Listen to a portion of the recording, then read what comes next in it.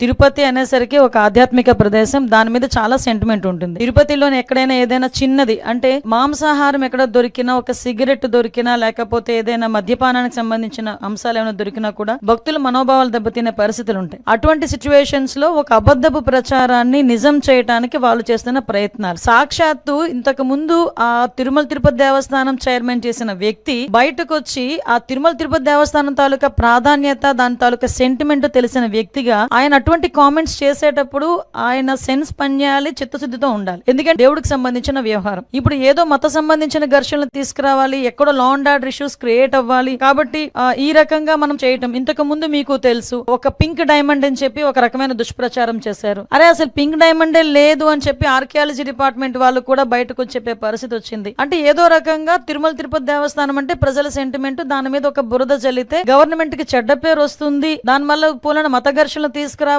అని ఒక దురాలోచనతో వాళ్ళు చేస్తున్న కామెంట్స్ తప్పించి వీటిలో నిజం లేదు అని నిన్న నిజాలు ఈవో శ్యామలారావు గారు చాలా క్లియర్ గా చెప్పారు. ఎంత దౌర్భాగ్యం అంటే అక్కడ ఈవెన్ ఆ గోశాలకి 2023 నుంచి విజిలెన్స్ అధికారులని కూడా లోపలికి రానివ్వని పరిస్థితి. అంటే లోపల ఏం జరుగుతుందో కూడా తెలియని పరిస్థితి. అదే విధంగా కనీసం ఆవులకి ఇచ్చే దానాన్ని కూడా కల్తీ చేసి అందులో కూడా కనీసం నాణ్యత లేని దానాలను కూడా పెట్టే పరిస్థితి కనిపించిందని సాక్షాత్తు ఈవో శ్యామలరావు గారు చెప్పడం జరిగింది. ఎవరైతే ఇలాంటి అసత్యపు ఆరోపణలు చేస్తున్నారో, అసత్యపు ఆరోపణలు చేసిన ప్రతి ఒక్కరి మీద కంపల్సరీగా చర్యలు ఉంటాయి.